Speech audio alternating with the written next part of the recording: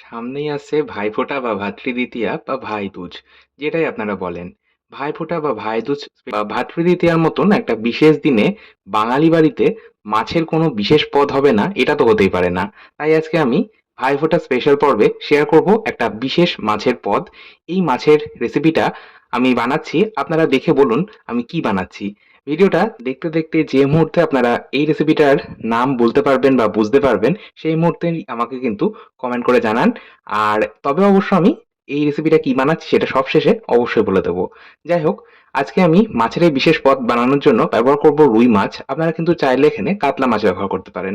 রুই বা কাতলা যেটা আপনাদের পছন্দ সেটা ব্যবহার করবেন। আর মাছ অবশ্যই ভালো করে ধুয়ে আমি কিন্তু জল ঝরিয়ে রেখেছিলাম। এখন প্রথমেই মাছটাকে ম্যারিনেট করার জন্য ব্যবহার করব অর্ধেক পাতিলেবুর রস। পাতিলেবুর রস দিলে এই ধরনের রুই, কাতলা বা যেকোনো মাছে যদি পাতিলেবুর রস মাখিয়ে তারপর রান্না করা হয় তাহলে মাছের আষ্টে গন্ধটা চলে যায়। আচ্ছা, এরই মধ্যে আমি পাতিলেবুর রস ছাড়াও ব্যবহার করেছি হাফ চা চামচ লবণ বা স্বাদ মতো লবণ আর হাফ চা চামচ গোলমরিচ গুঁড়ো। লাল লঙ্কার গুঁড়ো ব্যবহার করার প্রয়োজন নেই। যদি ইচ্ছে না হয় গোলমরিচ গুঁড়ো ব্যবহার না করতে পারেন, তবে এখানে কিন্তু হলুদ গুঁড়োর ব্যবহার একেবারেই হবে না, কারণ এই রান্নাতে হলুদ গুঁড়োর ব্যবহার একেবারেই হয় না। যাই হোক, আমি এই তিনটে উপকরণ মাখিয়ে মাছের টুকরোগুলো সাইডে সরিয়ে রাখলাম 15 মিনিটের জন্য।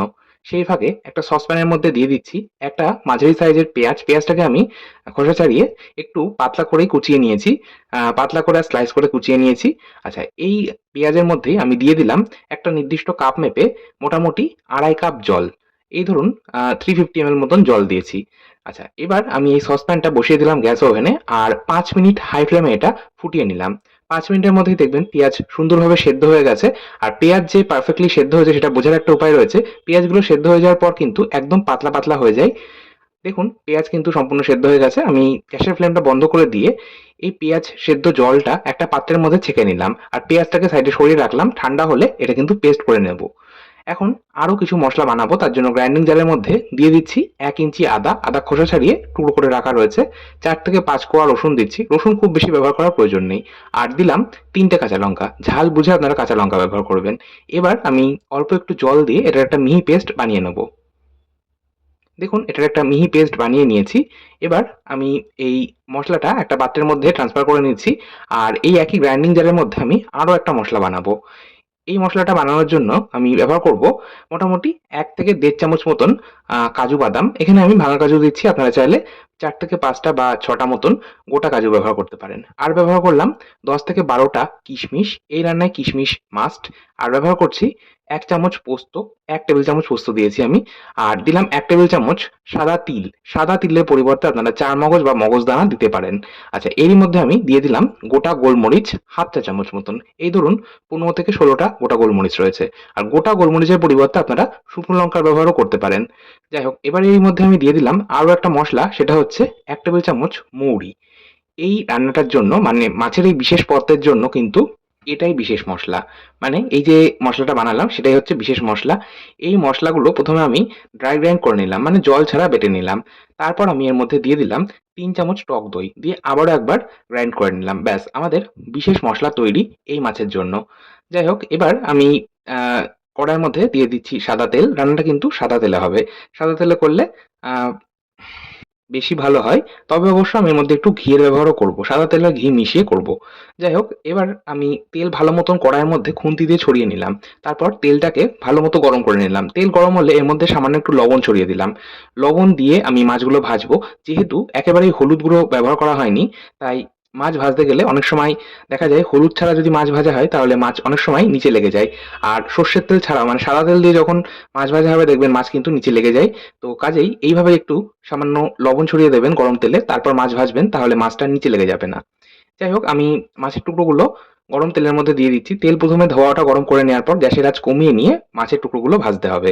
আর মাছের টুকরোগুলো আমি দুটো করে ভাজছি, মানে দুটো বা তিনটে ব্যাচে ভাজছি। আচ্ছা, দু টুকরো মাছ প্রথমে আমি ভেজে নিলাম। আর মাছ দেওয়ার সাথে সাথেই কিন্তু আপনারা খুন্তির সাহায্যে উল্টাতে যাবেন না। প্রথমে 30 থেকে 40 সেকেন্ড একটা সাইড হতে দেবেন, তারপর উল্টে নেবেন। আর এইভাবে এক পিঠ 1 মিনিট আর তারপরে অপর দিকটাও কিন্তু আরো 1 মিনিট ভাজতে হবে। মানে খুব স্লাইটলি হালকা করে মাছটা ভাজতে হবে। খুব কড়া মাছ ভাজবেন না। মাছের কালারটা যখন হালকা গোল্ডেন কালার হবে তখনই কিন্তু মাছটা তুলে নিতে হবে। এই রান্নার জন্য মাছটা হালকা করে ভাজতে হবে। যাই হোক, মাছ ভেজে তুলে নেওয়ার পর আমি ওই একই মাছ ভাজা তেলের মধ্যে দিয়ে দিলাম ফোড়নে একটা তেজপাতা, একটা গোটা শুকনো লঙ্কা, একটা ফাটিয়ে নেওয়া বড় এলাচ, ৩ টে ফাটিয়ে নেওয়া ছোট এলাচ, একটা ছোট দারচিনির টুকরো, ৪-৫ টা গোটা গোলমরিচ একটু হামানদিস্তায় আধ ভাঙা মতন বা থেঁতো মতন করে নিয়েছি সেটা ব্যবহার করলাম। আর সামান্য একটু জয়িত্রী ব্যবহার করলাম। জয়িত্রী আমি একটা ছোট ফুল অর্ধেকটা ভেঙে নিয়ে ব্যবহার করেছি। এই মসলাগুলো আমি তেলের মধ্যে দিয়ে দিলাম। ও হ্যাঁ, এর মধ্যে কিন্তু আমি একটু ঘিও মিশিয়েছিলাম। আচ্ছা, আমি ১ চামচ মতন এখানে ঘি দিয়েছিলাম। যাই হোক, এই মসলাগুলো ভেজে তুলে নিলাম। মানে তুলে নিলাম বলতে ফোড়নে যে মসলাগুলো দিয়েছি সেগুলো আমি ভেজে নিলাম। আর মসলার যে গন্ধটা সেটা কিন্তু আমাদের তেলের মধ্যে চলে এসেছে। তাই আর বেকার এর মধ্যে রেখে লাভ নেই। সেইজন্য আমি তুলে নিলাম। খাওয়ার সময় মসলা মুখে পড়লে খুব বিরক্ত লাগে। সেইজন্য আমি মসলাগুলো ভেজে তুলে নিলাম। আর তারপর আমি ফোড়নটা তুলে নেওয়ার পর এর মধ্যে ১ম এই দিয়ে দিলাম ওই যে পেঁয়াজ সেদ্ধ করে রেখেছিলাম, সেই সেদ্ধ করে রাখা পেঁয়াজ। পেঁয়াজটা আমি বেটে নিয়ে ব্যবহার করেছি। আর পেঁয়াজটাকে আমি ১ম এ ১ মিনিট কম আঁচে মানে লো মিডিয়াম আঁচে ভেজে নিলাম। ১ মিনিট পর আদা রসুন বাটা যে বানিয়েছিলাম, আদা রসুন কাঁচা লঙ্কার পেস্ট সেটাও কিন্তু দিয়ে দিলাম। তারপর আরো ২ মিনিট এটা ভেজেছি। টোটাল পেঁয়াজ, আদা রসুন কাঁচা লঙ্কা দিয়ে ৩ থেকে ৪ মিনিট মতন লো মিডিয়াম আঁচে ভেজে নিয়েছিলাম। তারপর এর মধ্যে আমি ওই যে বিশেষ মসলাটা বানালাম মানে হোয়াইট মসলা পেস্ট সেটা কিন্তু দিয়ে দিলাম। এই হোয়াইট মসলা পেস্ট দেওয়ার পর আমি কিন্তু আরো ২ মিনিট কম আঁচে ভেজে নিলাম। তারপর ওই গ্রাইন্ডিং জারের মধ্যেই দিয়ে দিলাম সামান্য ওই পেঁয়াজ সেদ্ধ করা যে জলটা ছিল সেই পেঁয়াজ সেদ্ধ করা জল। তারপর আমি বাটিটা ধুয়ে দিয়ে দিলাম। মানে মিক্সিং জারের বাটিটা আমি ধুয়ে মসলাটা দিয়ে দিলাম। তারপর এর মধ্যে পেঁয়াজ সেদ্ধ যে বাকি জলটা ছিল সেটা সম্পূর্ণটা দিয়ে দিলাম। আর এরই সাথে আমি আরো সামান্য একটু গরম জল দিয়েছি। আপনারা ঝোল বা গ্রেভি যতটা রাখতে পছন্দ করবেন সেই মতন কিন্তু জল ব্যবহার করবেন। আর অবশ্যই গরম জল ব্যবহার করবেন। তবে পেঁয়াজ সেদ্ধ জলটা কিন্তু সম্পূর্ণটাই দেওয়ার পর আপনারা অন্য কোনো জল ব্যবহার করতে পারেন। আর এখানে ঝোল বা গ্রেভি কিন্তু খুব একটা বেশি থাকে না। মানে একদম পাতলা টেলটেলে হবে না। এটা কিন্তু একটু বেশ ঘন চাপ ধরা টাইপের হবে। তো সেইজন্য কিন্তু জলটা একটু বুঝে দিতে হবে। আচ্ছা, জল দেওয়ার পর আমি এর মধ্যে সামান্য একটু লবণ দিয়েছি। আ লবণ আপনারা স্বাদ মতন এই পর্যায়ে টেস্ট করে নিয়ে একবার ব্যবহার করবেন। আর এর মধ্যে সামান্য একটু চিনিও ব্যবহার করেছি। চিনি আমি এখানে ১/২ চা চামচ দিয়েছি। সামান্য একটু চিনি দিলে রান্নার স্বাদটা ব্যালেন্স হয় আর রান্নার স্বাদ কিন্তু আরো দ্বিগুণ মাত্রায় বেড়ে যায়। তবে আপনাদের যদি দিতে অপছন্দ হয় সেক্ষেত্রে না দিলেও চলবে। তারপর আমি এই ঝোলটাকে ১ম এ ১ মিনিট হাই ফ্লেমে ফুটতে দিলাম। আমি কিন্তু সমস্ত মসলা লো ফ্লেমে কষিয়েছি। তারপর জল দেওয়ার পর হাই ফ্লেমে মসলাটা ১ মিনিট ফুটিয়ে নেওয়ার পর আমি মাছের টুকরোগুলো দিয়ে দিলাম। জল দেওয়ার সাথে সাথেই মাছের টুকরোগুলো দেবেন না। ১ম এ আপনারা ঝোল বা জলটাকে ১ মিনিট ফুটতে দেবেন। তারপর মাছের টুকরোগুলো দিয়ে মিডিয়াম হাই ফ্লেমে মোটামুটি ৪ থেকে ৫ মিনিট ফুটিয়ে নেবেন কভার করে। তাহলেই আমাদের এই প্রিপারেশনটা রেডি হয়ে যাবে। তবে ৫ মিনিট পর ঢাকা-চাপা সরিয়ে নিয়ে বেশ কয়েকটা চেরা কাঁচা লঙ্কা, ১/২ চা চামচ শাহি গরম মসলার গুঁড়ো আর গোলাপ জল, কেওড়ার জল ১/২ চা চামচ করে দিয়েছি। এই রান্নায় এই দুটো উপকরণ কিন্তু অবশ্যই দিতে হবে। ব্যাস তাহলেই রেডি আমাদের মাছের রেজালা।